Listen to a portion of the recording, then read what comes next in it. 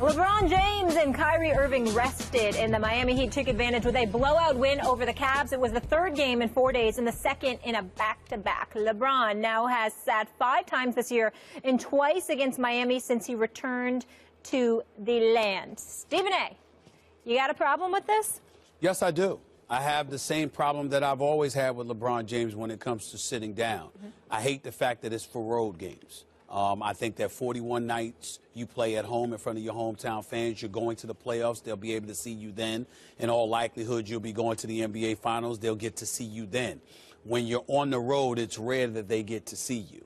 But this particular sitting out resonated with me profoundly as well because it's the Miami Heat. It's an organization that you starred for 4 years, went to 4 consecutive NBA Finals, brought 2 NBA championships to them, and then you decided to leave. And that's certainly your right, and he certainly didn't do anything wrong. He gave it all he had while he was there. He's a number, you know, they should retire his number someday and honor him and what have you. The flip side to that, however, is that those fans miss you as well.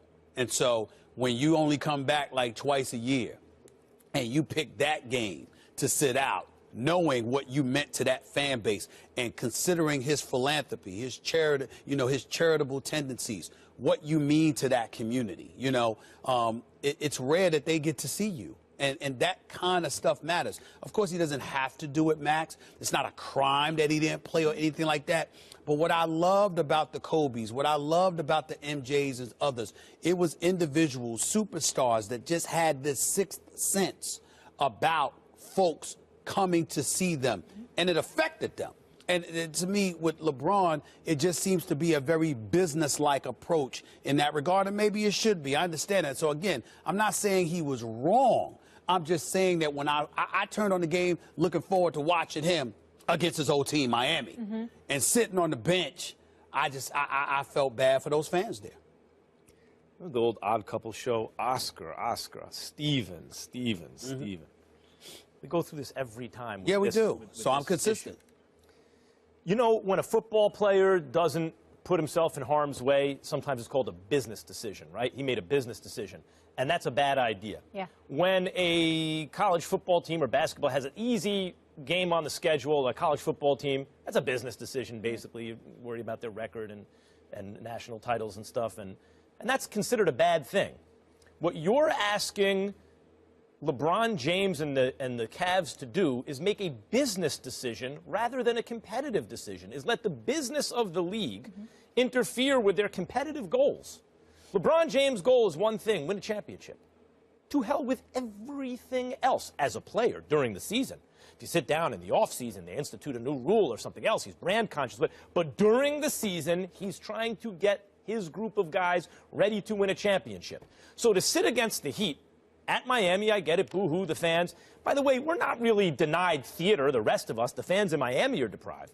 But we're not denied theater. Dwayne Wade's not there anymore. Chris Bosh isn't there anymore. That would be interesting. They're gone.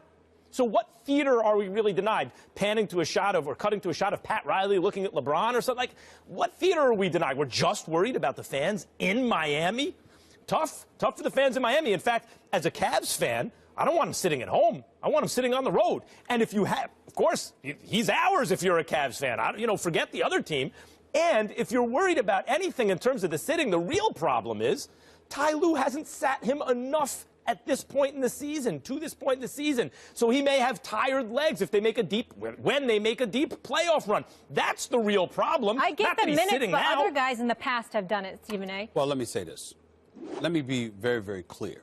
I know how hard LeBron James works. I know the minutes that he puts in, and he logs more minutes than practically anybody. That's not what this is about. Nobody's debating whether or not LeBron gets enough time off, deserves more time off, or whatever the case may be. I have 2 issues. Me, inherently, I'm opposed to guys who are superstars, sitting out for rare road appearances. You don't mind that. You're like, hell with that. Change the rules. I'm just understand that. But keep in mind, it's not always about the rules. Sometimes it's about your conscience. One of the things that we're going to talk about a little bit later on is the All-Star game and how Steve Kerr and others are talking about how it's up to the players or whatever. There are things that they can do, but it doesn't make it right. The paying customer matters. The fan base matters. I'm saying to you that when you think about some of the greats throughout NBA history, the fact that LeBron, don't think for 1 second as great as LeBron is, that LeBron makes all of this money because he's LeBron. That's only one component. You know what the other component is? History. How the stage was set for him, because there were stars who came before him that had a level of sensitivity and elevated to such a degree that it assisted in the elevation of the popularity of a sport. But don't ask him to make those considerations in the middle of a season. Wait a minute. He's playing by the rules. No, I'm saying that, Max, then we don't need to discuss it, because I'm not saying he broke a rule. I'm talking about your own individual conscience. You're asking him I'm saying to you to like put this. that ahead of his competitive interests. If I'm a superstar in the league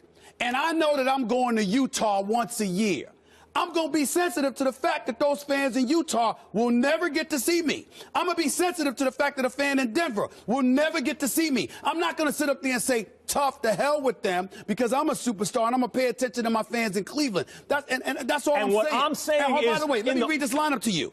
This lineup in Miami Saturday night. You ready for this, Molly? Mm-hmm. Tristan Thompson, Iman Shumpert, James Jones, Kyle Korver, and Darren Williams. Yep. You trying to tell me those fans, when they wanted to see the Cavaliers and they were cheated? Let me ask you something. If LeBron James plays in that game, who wins? They weren't treated. As a Heat fan, that's trying to make the playoffs, trying to get seeding. If I'm a Heat fan, I want my team to win. If LeBron sits, that raises the odds that we win. I'm asking you a question. You're trying to tell me that when fans went out, and Rick Ross is about to be up here, the man's about to show up here the whole bit, we can ask him to. You trying to tell me when fans went and buy a ticket for the Cleveland Cavaliers to come into town, they thought they were going to see Thompson, Shumpert, Jones, Kyle Korver, and Darren Williams, who was just picked up off waivers? I'm trying to make this point before we're out of time. Go ahead. The point is that everything you're talking about, those issues are valid issues, but not to be asked of the star player mid-season when he's trying to win a championship. If you don't like the way things are set up, you address it in the preseason. The league can address it. The team can address it. Whatever. But in the middle of a season, the way the rules are at the moment, if LeBron James believes that it gives him a better chance to win a championship by sitting, or Ty Lue believes that, sit him. Don't make a business decision. You know what I don't like about what you're saying? Where I find it highly insensitive what you're saying? You're acting like it's all about just basketball. I'm sorry, LeBron is a global, iconic figure because the products he sells and markets and pushes is to a global audience. He doesn't sit up there and tell fans in Miami don't buy his stuff. He doesn't sit there and tell people, in Utah or someplace else, don't buy his product. As a player, if you ask him to consider those things instead, the only thing you should ask your player on your team is to win a championship. Keep your eye on the ball. Don't take your eye off the ball. So in other words, stars, the guys you grew up idolizing, they didn't have a heightened, elevated level of sensitivity where they went like this. This audience right here supports me. Everybody does. So guess what? I'm going to ingratiate myself. Oh, really? That's your answer. Things have changed. Kyrie Irving said as well. All right. I ain't buying it, bro. I ain't buying it. And neither is my man Rick Ross. I bet you he agrees with me. Okay? I bet you he agrees with me. We'll get into it with him in just a minute.